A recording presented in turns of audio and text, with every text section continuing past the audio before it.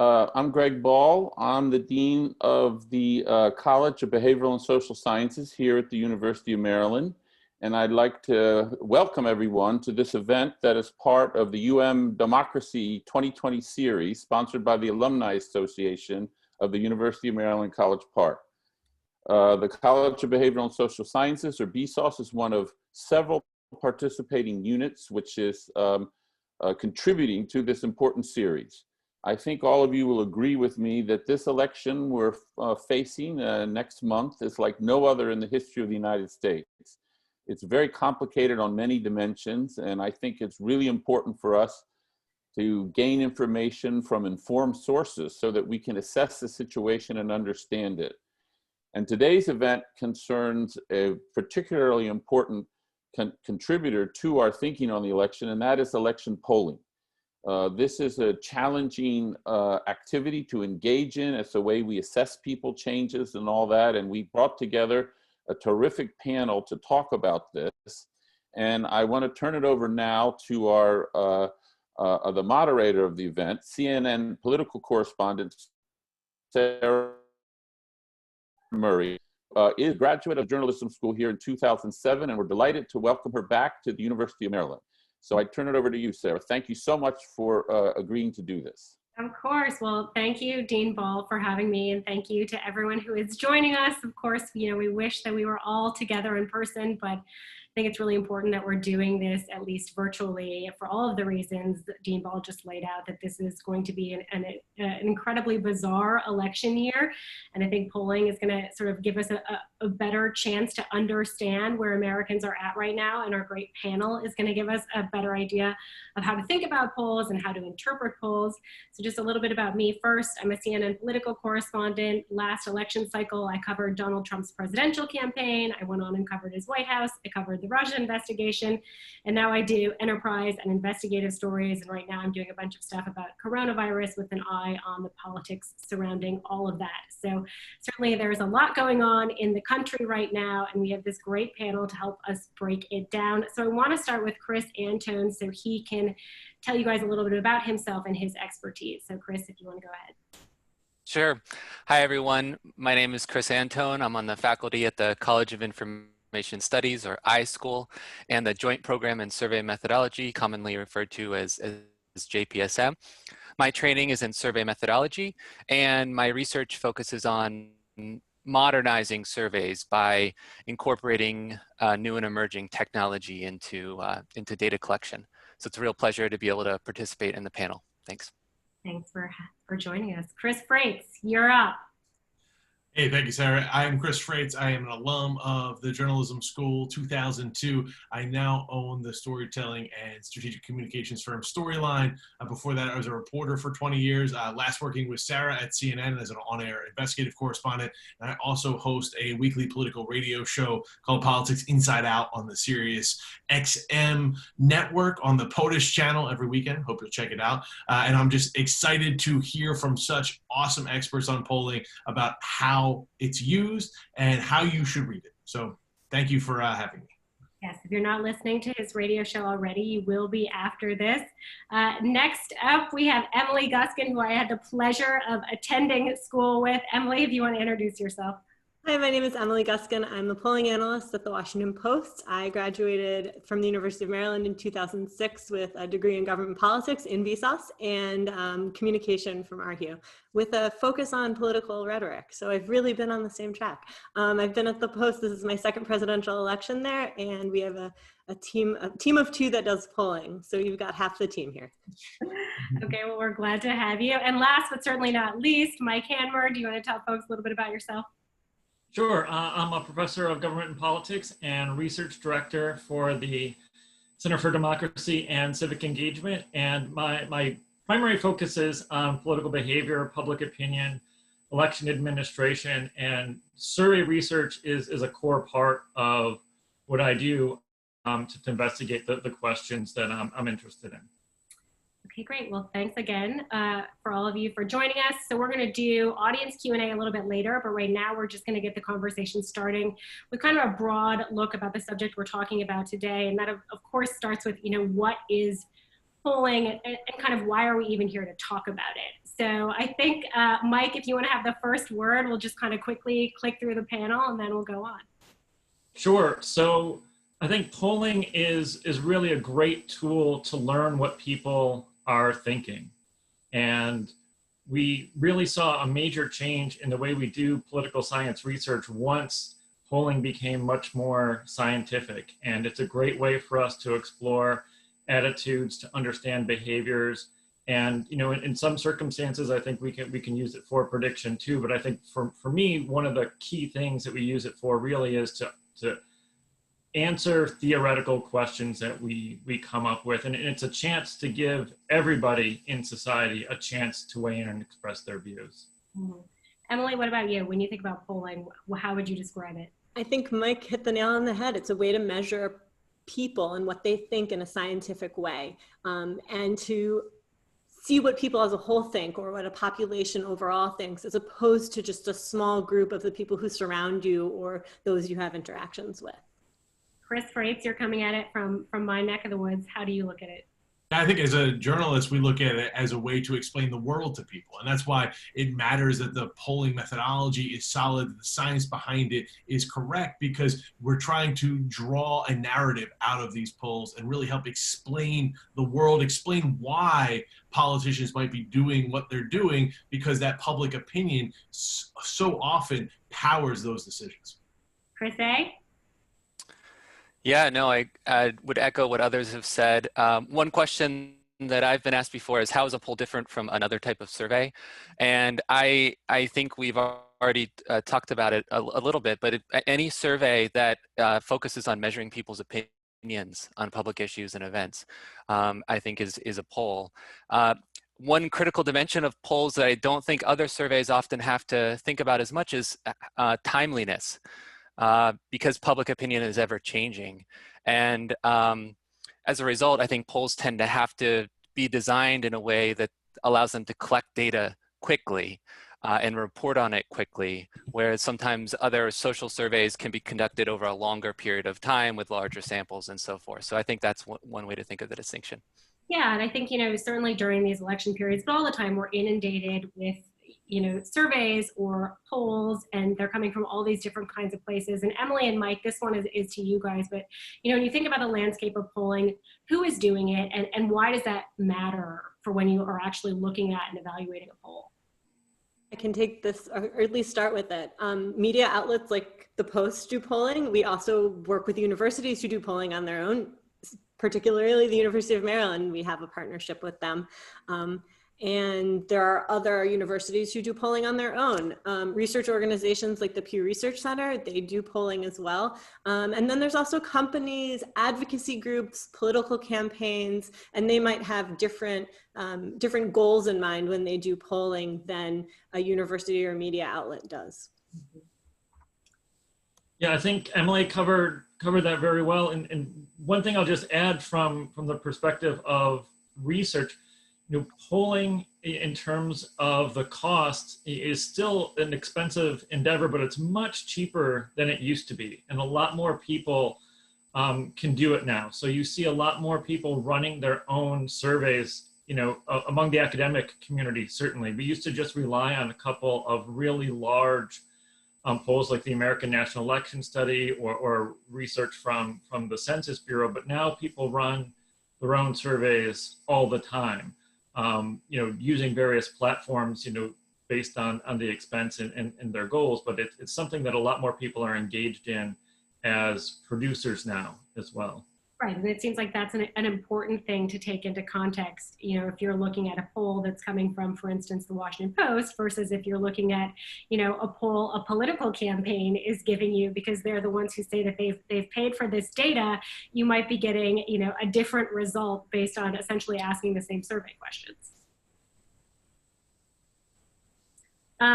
So the next topic, which I'm sure we could talk about all day long, but we won't,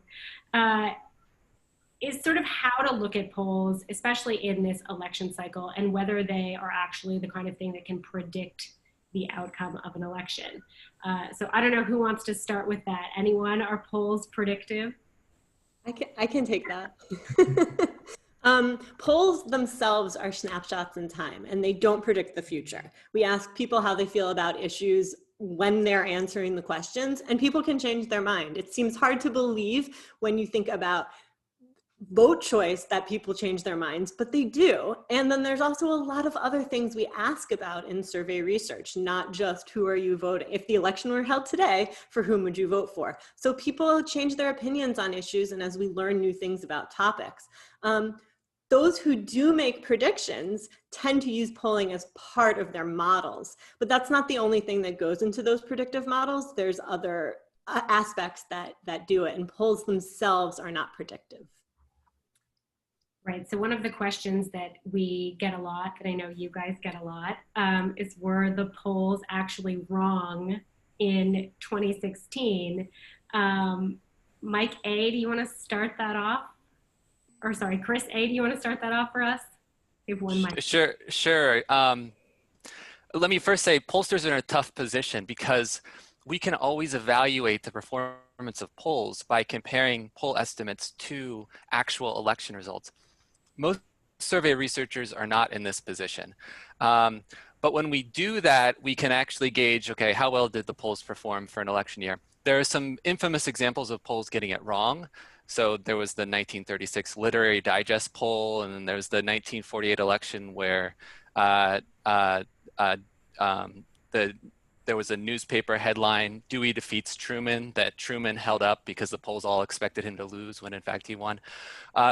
But in 2016, we did not have, the polls were historically pretty accurate, actually. So the American Association for Public Opinion Research, APOR, looked into this, and they took the average of all the polls conducted within 13 days of the election, and then compared it to what actually happened.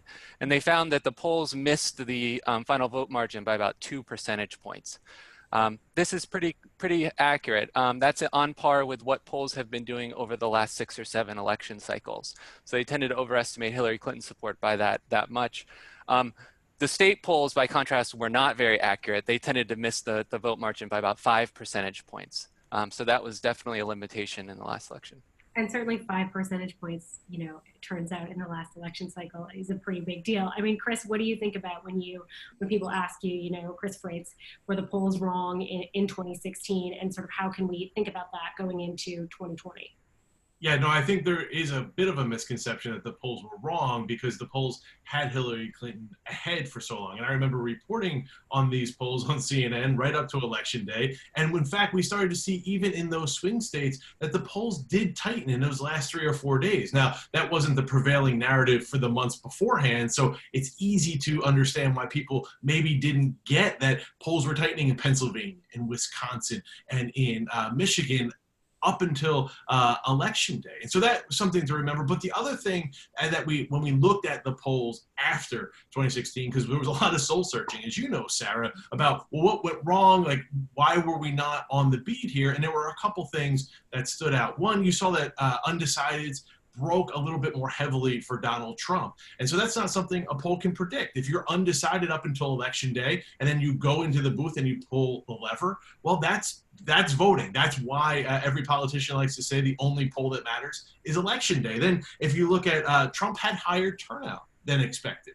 And so that was also something that you couldn't necessarily poll against, particularly when you're looking at likely voters. If other people came out who weren't necessarily likely voters, you didn't have them in that data set. And finally, and this is where the polls tended to get it wrong, and this was largely in the state polls, was the weighting by education.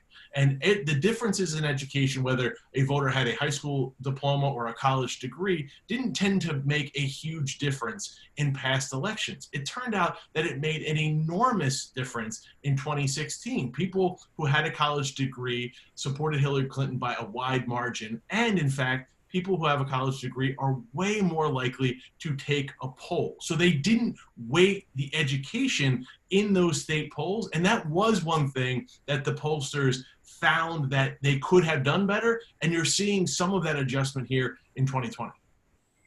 Emily, what would you add to that, and you know, sort of how we should think about this as we go into 2020 as well?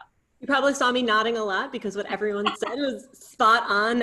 I do want to say that the average polls in the 2016 report that APOR put together that Chris A mentioned showed she had about a 3 percentage point margin lead, and it was a 2 percentage point win in the electoral in the popular vote. So within a point.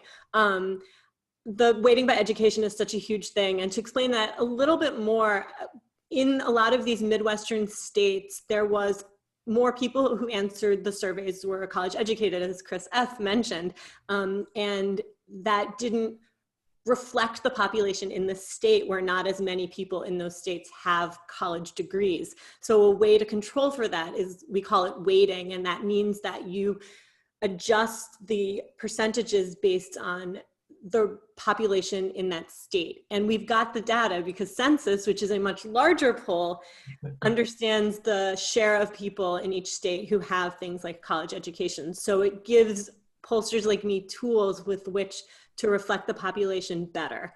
But everyone else, everything they said is right. Yeah, I mean, I think it's really important, as you guys pointed out during this, that we are looking at, and important to remember this time around, we're looking at snapshots in time. Things still change. Voters are still undecided. People can, feel one way today and feel a different way 6 weeks from now. And you do have to kind of look at the way that these numbers are moving, and not just, the way that they look on a given day, and think that that's going to be predictive of an election result. Now, you guys have talked a lot about sort of the differences that we saw in national and in state polling last time around. And Mike, I was hoping that you could kind of break down for us a little bit more about, why it is important to look at both the overall national polls and also these state-by-state numbers. Sure. So from my perspective as an academic researcher, I really start from what is the question that you're trying to answer, and then what's the population that you're interested in. So I tend to be interested mostly in national samples, unless we're investigating certain policies that might be up for debate in the states. We do a lot of polling with the Washington Post on the state of Maryland because we're interested in what are people's attitudes about the purple line, for example, or other sorts of policies. But when it comes to the election, we know that we're really running 51 separate elections. The 50 states in DC and are in the Electoral College, and we have to think about what's going on in these places. And it's difficult. You have to know something, I think, about the particular states to do a really good job of polling in those places, how to do the weights. Another thing, the only thing I would add to the previous discussion, which was really outstanding, is we don't have a good handle on predicting turnout. That's a real problem for political science, and I'm trained as a political scientist, so I take some of that blame. But the Washington Post uses one approach. New York Times, I'm sure, uses a different one. The American National Election Studies uses a different one. There isn't a single go-to, here's how you predict likely voters. And that's really even much harder when you get into the state level polling. Do you want to give us your pitch on why we should even care about these national numbers if we do decide our elections based on electoral college system? Sure. Well, because I think there's so much more we can also get from these in terms of the way people are thinking about attitudes, and then also, again, from my perspective as someone who's helping students question what we do and why. If there's a major difference in the national popular vote and the electoral college vote, that should make us think. We should think about whether that's the right way to do things or not. So I see tremendous value, not just in terms of getting a national sense for how people are thinking across the country, but in comparing that national result to the electoral college result, and really investigating whether some of our institutions are doing what we want them to do now, and how they were comparing that to how they were designed. And the world's very different than it was at the founding, and we should think about those questions from my perspective. Yeah, I think in the context of elections, of course, also we pay a lot of attention to kind of the horse race, whether we're looking at national polls or whether we're looking at state polls. And I'm just curious, and this is open to anyone who wants to take it on the panel, what else you guys are looking for when you're like breaking down these polls, whether they're coming from media outlets and elsewhere. I mean, what else do you find of value in them? You know, what other kinds of questions or trend lines are you paying attention to that you think really tell us something about the country? And, you know, if you want to address that in the context of the world we're living in now, go for it. I would just say, as a reporter, Sarah, as you're looking at these polls, while of course all the elections are kind of 51 state elections, and that's how you put together the votes you need for the Electoral College as a candidate, what you're talking about and how you're talking about it is a national conversation. So trying to understand, okay, well, where does COVID and the federal government's response fall compared to Black Lives Matter and social justice and job loss and the economy? How do all these things fit together?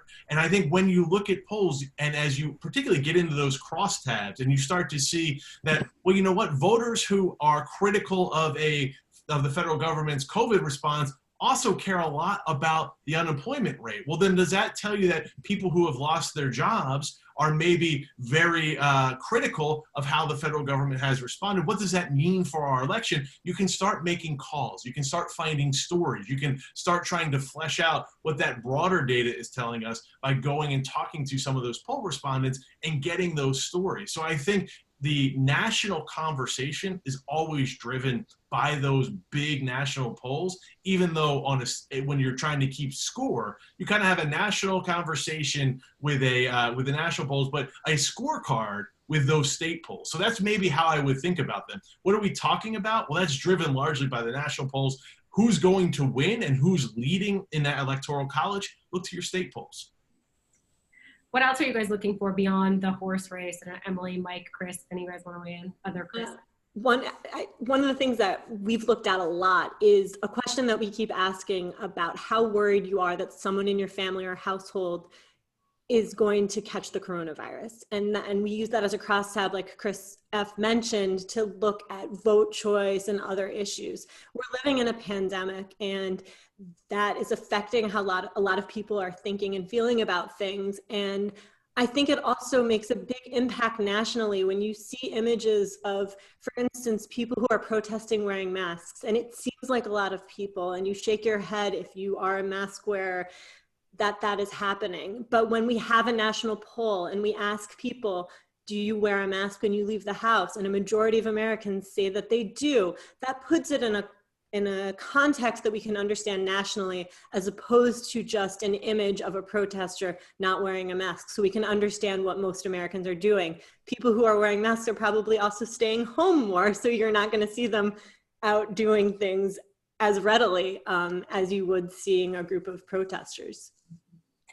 Yeah, I mean, the other thing I would add from my perspective is for the stories that I work on now in the context of coronavirus and the political response. I mean, I've been paying close attention to the percentage of Americans who say that they're going to get a vaccine once that is available, and how that number has moved and what that can potentially tell us about our faith in government right now. You know, I also think for anyone who has reported on elections before, you know how important people's own economic situation is for them. So when you look at kind of where Americans are and who they trust more on the economy, or how they feel about their own personal economic situation, you know, in some ways and in some moments that can tell you kind of more about what way they may be leaning, you know, than just the horse race numbers. Is there anyone else who wants to add in things we should pay attention to in these polls beyond the horse race before we move on? And we're just talking about electoral and political polls. There's so many other things we get to ask about, usually in odd years, not in even ones, but we've done really fun polling about behaviors towards sports and what people think about that. And Mike mentioned a few polls we've done in Maryland about opinions there, but there's so many tools you can use for polling beyond just the horse race. And I think it's a lot of fun to do non-political stuff as well. Polling is super fun, and but you have to understand what you're working with. And Chris A., I want to come to you to give us a better sense of, you know, what people need to think about and pay attention to when it comes to polling methodology, why that matters. You know, we talked a little bit about weighting earlier, and I think that's, you know, it's kind of a confusing concept if you just look at the overall number, for people to wonder who are you talking to? How are you contacting these people? How do you come up with these samples? So wherever you want to start, Chris. A. Sure, yeah. So I mentioned APOR earlier, Professional Organization for Public Opinion Researchers, and they have launched something called the Transparency Initiative, where they ask pollsters to basically report a whole bunch of methodological details about their polls. There's a checklist on the APOR website that they provide. And as a consumer of polls, it might be good to look into some of those details. The one big one is the response rate. Response rates aren't perfectly correlated with error, but other things being equal, a survey with a lower response rates tends to be less accurate. So that's a good place to start.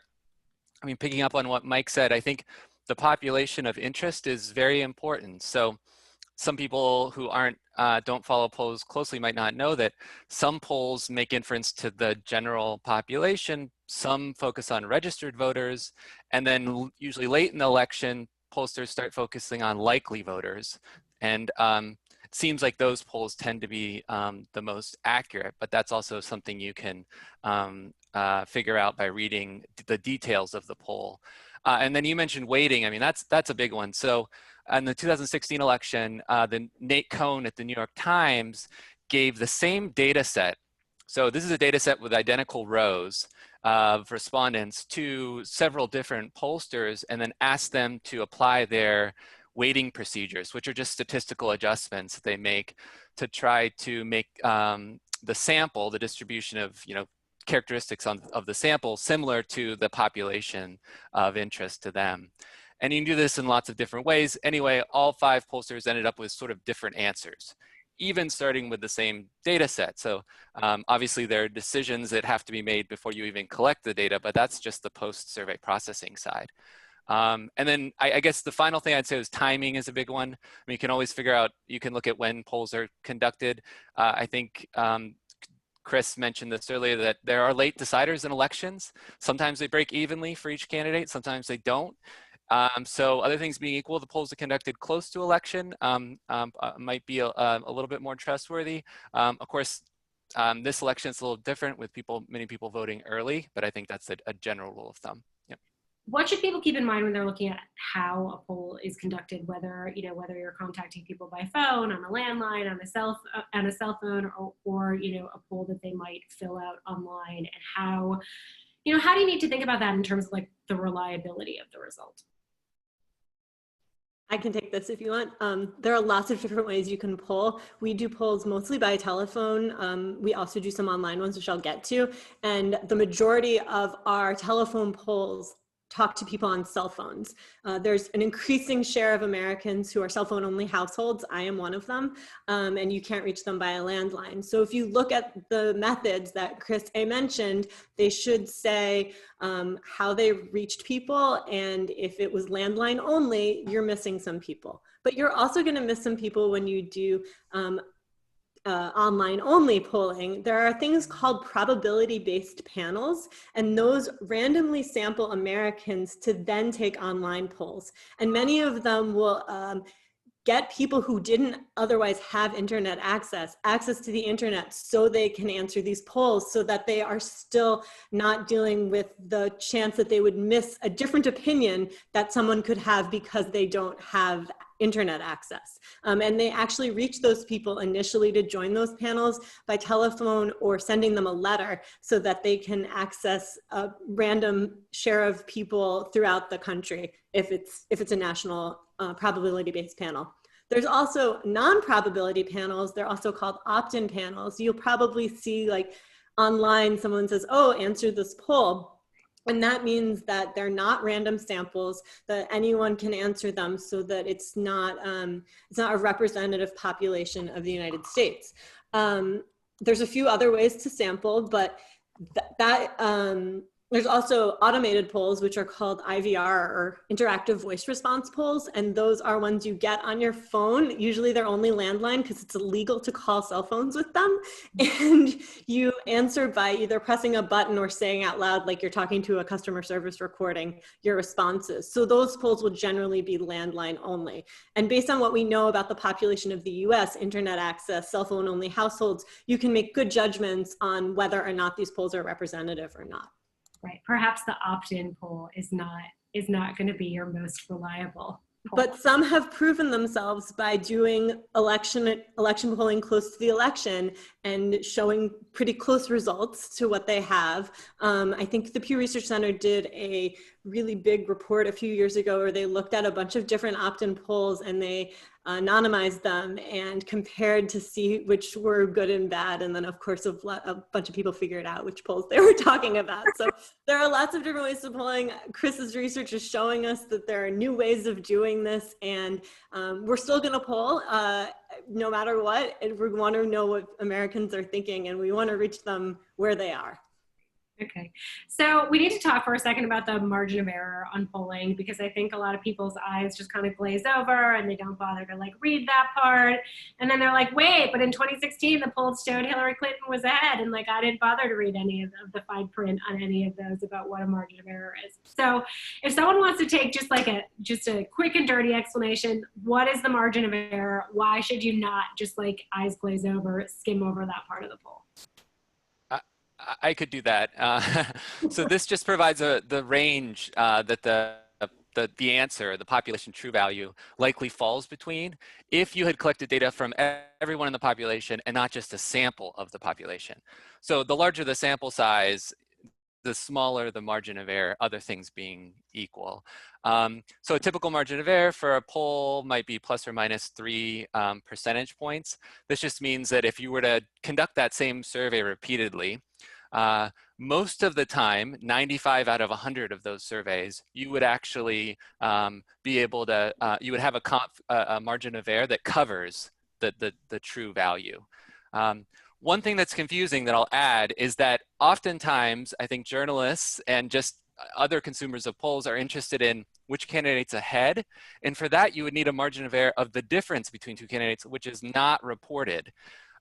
As a general rule of thumb, this is about twice as large as the margin of error for a single candidate. So in this case, in the example I just gave, it would be plus or minus 6 percentage points. So you would need, candidate A would need to have a lead that's 6 points or larger over candidate B before you could claim that that's a reliable difference and not something that could just be due to random chance. Yeah. Well, you know, like Chris and Emily, if you want to talk a little bit, how do you guys, you know, Emily, how do you help the Washington Post reflect that? Chris, how do you try to reflect that kind of thing when you're reporting on it? We, AP Style Guide actually came out, I think 2 years ago, with some good guidance on how to write about things that are small leads or edges, which is a really good tool for reporters to use so that they're not overestimating a lead that one candidate has over another.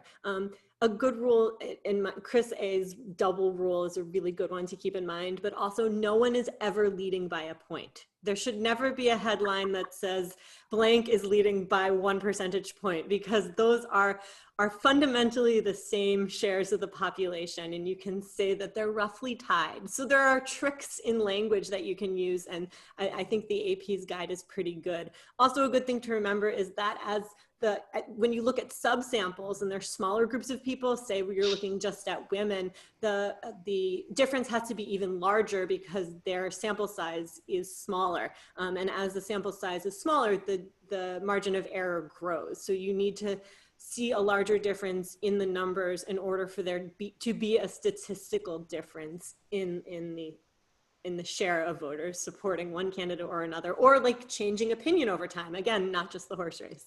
Right. So Chris, how do you think about this when you're reporting on polls, and you know, how do you like convince people they should still, even though there are these margins of errors to pay attention to, even though there are these caveats, even though no candidate is ever leading by a point, you know, why should you still be paying attention to these shifts? Yeah, no, that's a great question. And I think part of that is just good reporting, right? Like part of reporting is just telling viewers and readers what we don't know. and what the range of options are. And going to Jenna Gist at CNN or Emily at Washington Post and say, hey, do I have this right? Like, am I looking at this right? And here's how I described it. But there are a lot of tricks, and you get very good at this as a reporter, of how to not right around, but to make sure you're generalizing and that you're not drawing too sharp of a conclusion from a poll. Because again, I think we can't say this enough. It's a snapshot in time. That time has already passed by the time you have the poll, and it's not predictive of the future. So showing and telling all of your audiences, this is what we know from this. This is what we can gather, and here's what we can't gather, I think is the most honest and fair way to talk about it. Now, it gets shorthanded a lot in our profession, and I think it's incumbent upon us to make sure that we do. And the pros who look at polls every day, and I'm thinking of you and David Chalian and Mark Preston at CNN, for instance, that often comes through when you're talking about it. But there's a lot of pressure and there's a lot of things to say around these polls, particularly on television. It's just always important to make sure that you, one, read the fine print, and two, explain it to your audience. Yeah, when I think back to 2016, and as you guys pointed out, we started to see this kind of tightening. It wasn't just a matter of kind of looking at the polls. It was also a matter of, what sources do we know in these states, and then calling them and checking in with them. And to be honest, in a lot of my conversations that time around, they were saying Donald Trump would have to run the table. It's too close in too many states. There's no way he can eke it out in enough of these states. And these are Republicans saying this. At the last minute, all these undecided voters would have to break his way. And, it turns out Donald Trump was able to eke it out in all of these states, and undecided voters did break his way. So I think it is important to remember that this is a snapshot of time. There's a lot that we don't know until people do show up on election day. And I just want to talk a little bit about this election day, because this is obviously going to be very different. We're going to have a lot of early voting, a lot of mail-in voting. We have a global pandemic raging right now. So I guess, Mike, I just kind of want to start with you about sort of what are the challenges this time around polling, and particularly around the idea of who is a likely voter in this kind of environment. Sure. So right now, if you're a media organization or an academic in the field, you have to ask if you've already voted. It's not just, are you going to vote? Because some people have already voted. Do you have your ballot? Have you applied for your ballot?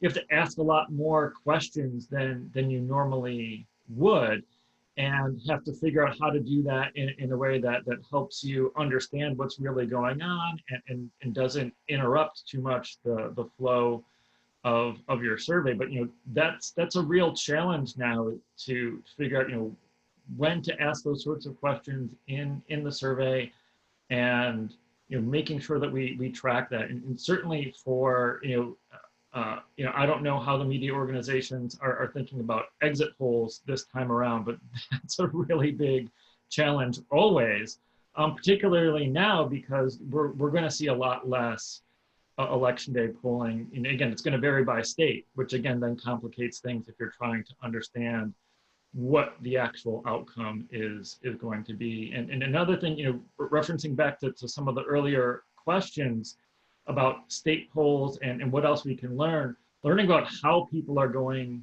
to cast their ballots is crucial for understanding when we can expect reasonable results at the state level, and certainly for understanding differences between Republicans and Democrats, because there are real differences in terms of their preference for in-person voting and absentee and voting this time around.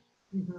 Chris A., is there anything that you would add to that, just in terms of how we need to think about likely voters and just sort of what it is going to be like for people to vote during this kind of time?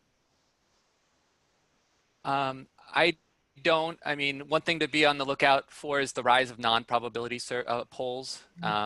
So I think that's an interesting development in the polling world. More and more polls are now, not selecting a random sample. They're relying on convenience samples of people who opt in. So I think that's, as a consumer of polls, I think it's wise to look at how the sample is selected. For these polls. This is a relatively new phenomenon. It's started in the past, I'd say 10 years. But But yeah, I think that's the biggest change that's sort of affecting the polling world. And to be honest, I don't think we have a really solid sense in the field yet of how accurate these polls are. Yeah. Emily, Frates, is there anything you guys want to add just about what we need to think about it in this particular climate that we're in right now? I think people touched it really well. I think one thing we looked at in 2016, everyone talks about the shy Trump voter, and that people who supported Trump weren't willing to tell live interviewers that they supported his candidacy. The APOR report that Chris mentioned looked into that and found very little evidence that that existed. They compared live interviews to people who did online surveys where they might be more comfortable sharing an opinion.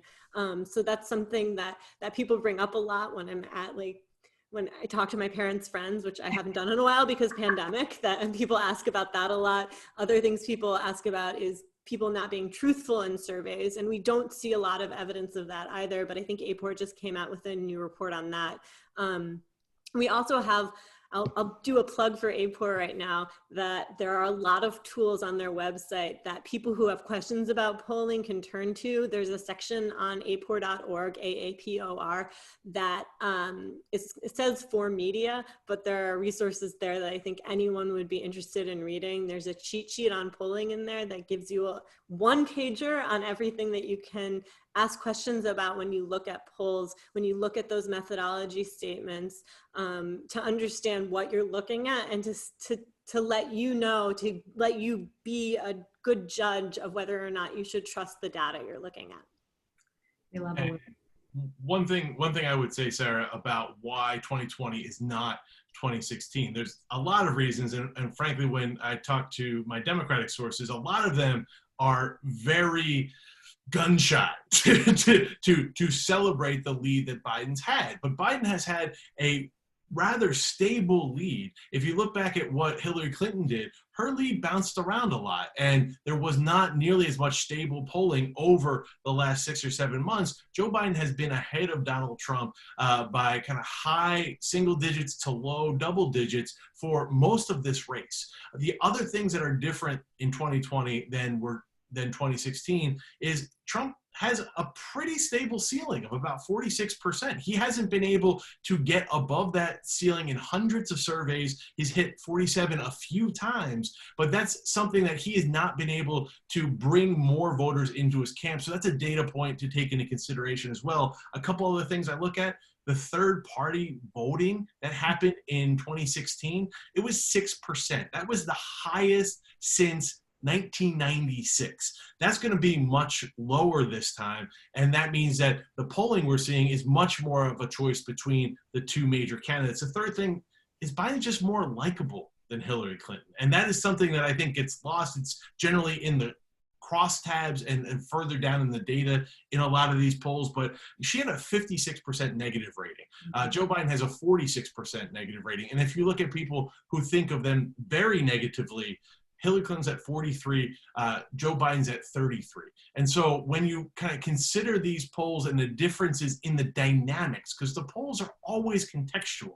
And so what's different this race, this cycle in 2020 are those three things. And looking at those, I think Democrats have a little bit more confidence that while certainly anything can change, certainly as we saw those polls can tighten, there is more confidence that Joe Biden actually is ahead in this race at this particular point in time than they could say for Hillary Clinton last time. It's also kind of amazing to see a stable lead in a world where we're just like drinking out of a fire hose of news every day, but here we are.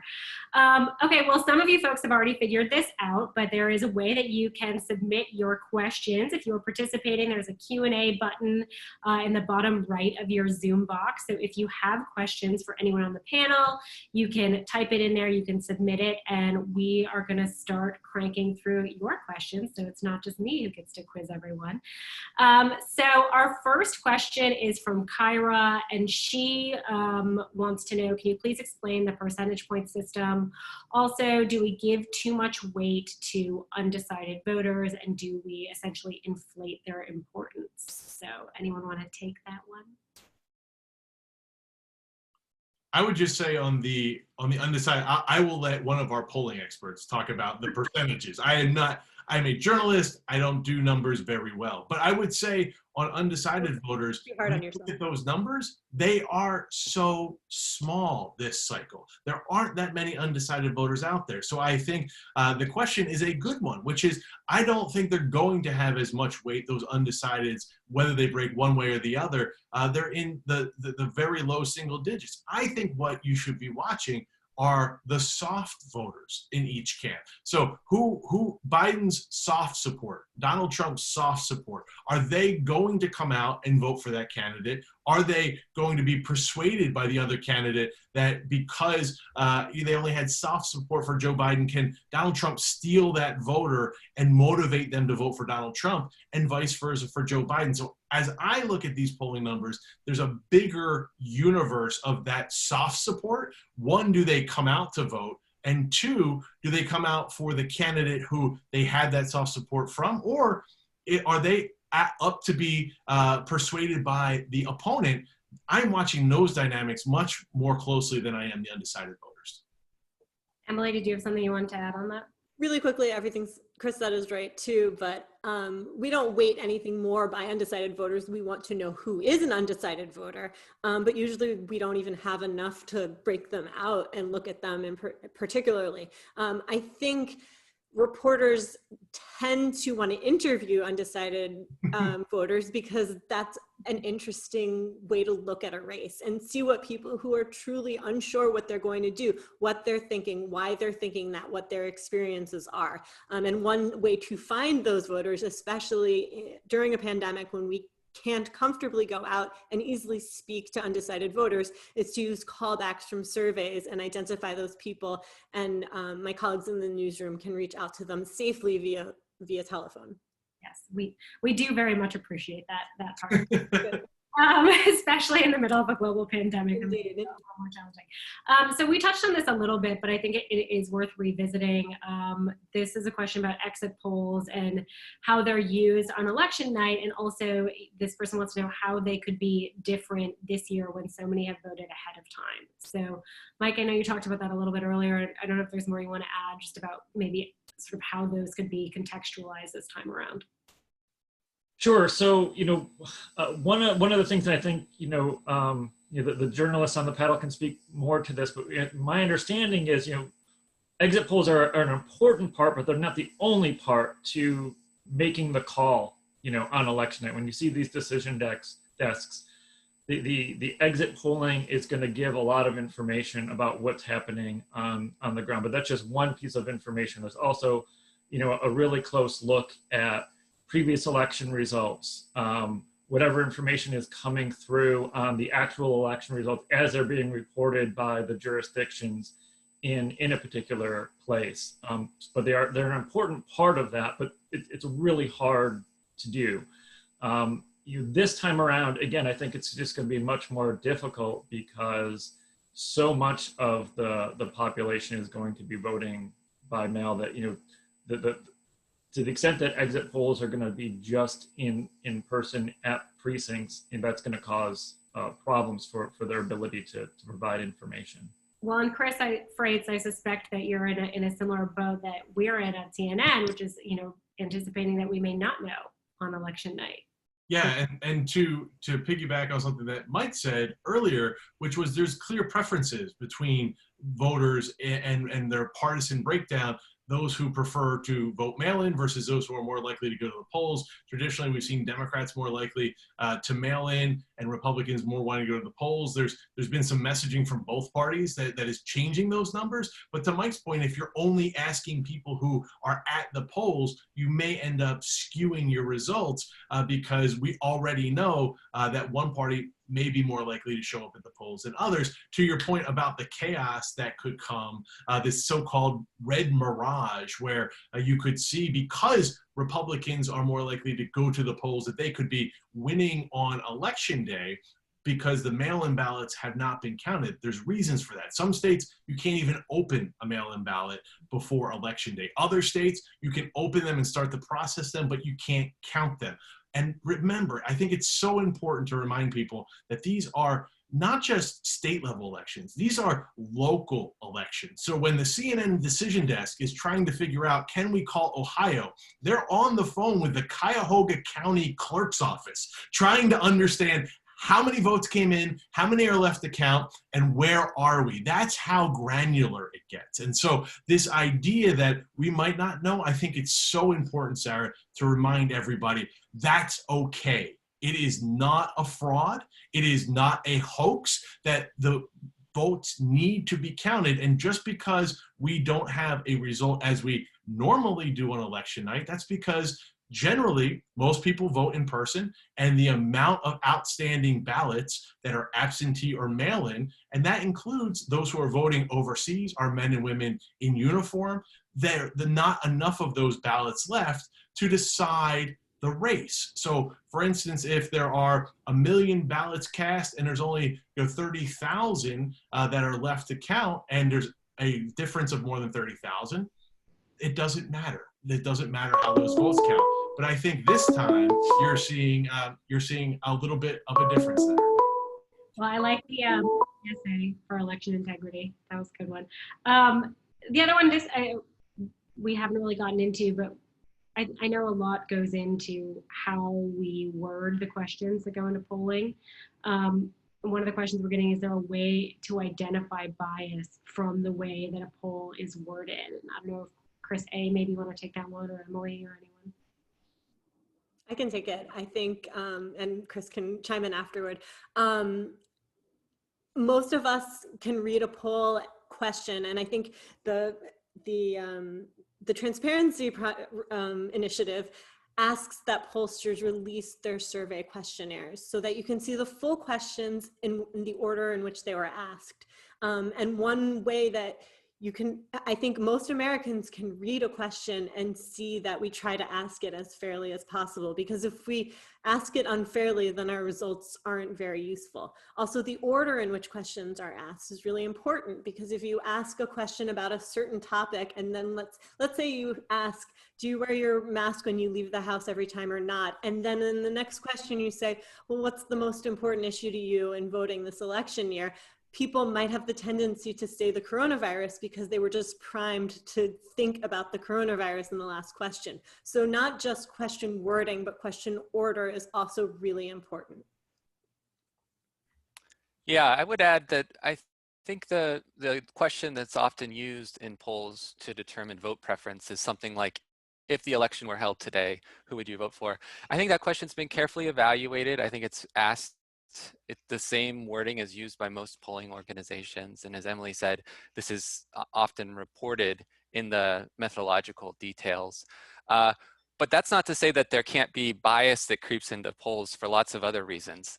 So you can imagine that if there are two sponsors of a poll, they use the exact same vote preference question, but maybe people who lean Republican are more likely to answer the phone when one sponsor is calling versus another sponsor, then that could add bias even if the question's asked in the exact same way. And to add behind that, we also randomize the order of things within questions. So when we ask the vote choice questions, half of the respondents will get Trump and Pence first, and the other half will get Biden and Harris first, so that there's no issues with ordering in the questionnaire design. Even the question about what's your most important issue, we randomize all the issues we ask about as well.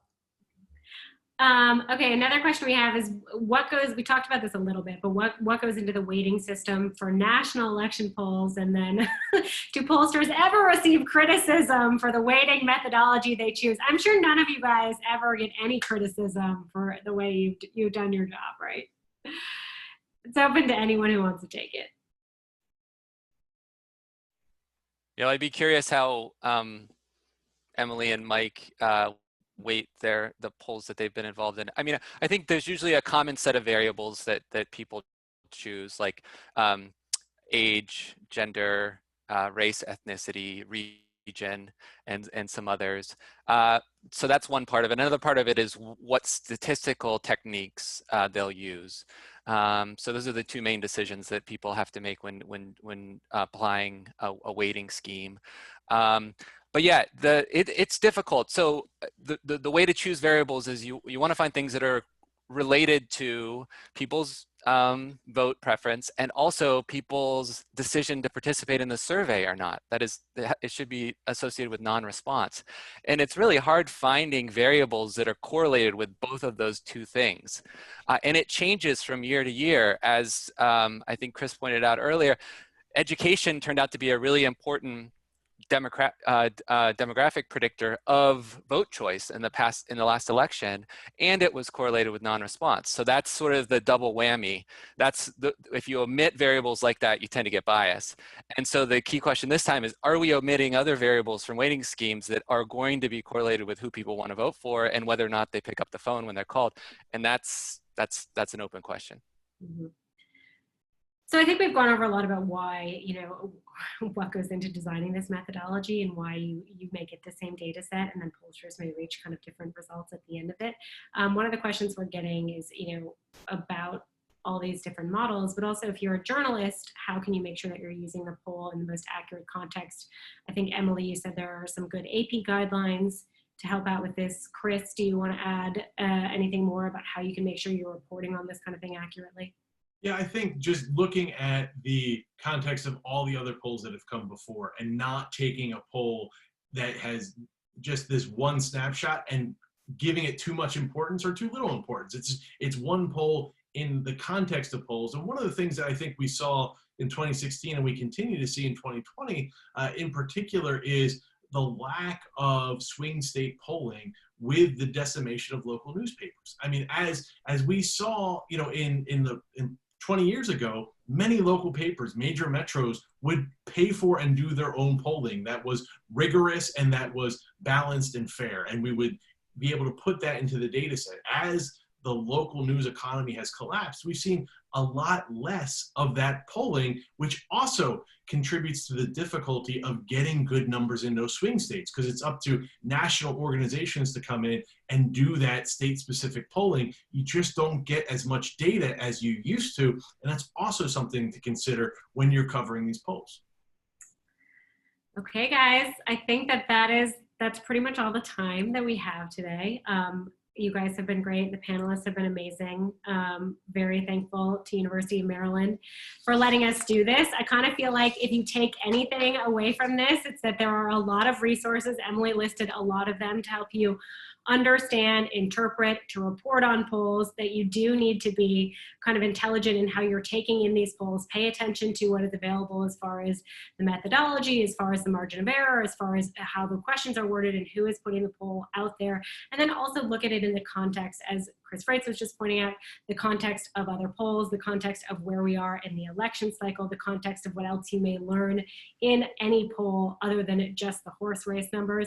Thank you to everyone who is participating in this remotely and for your amazing questions. I want to remind you guys, there is more UMDemocracy coming. Identity Politics event is coming on October 20th. That's all we got. Thank you, guys. Thank you. Thanks, everyone. Thank you. Terrific panel. Thank you, Dean Ball.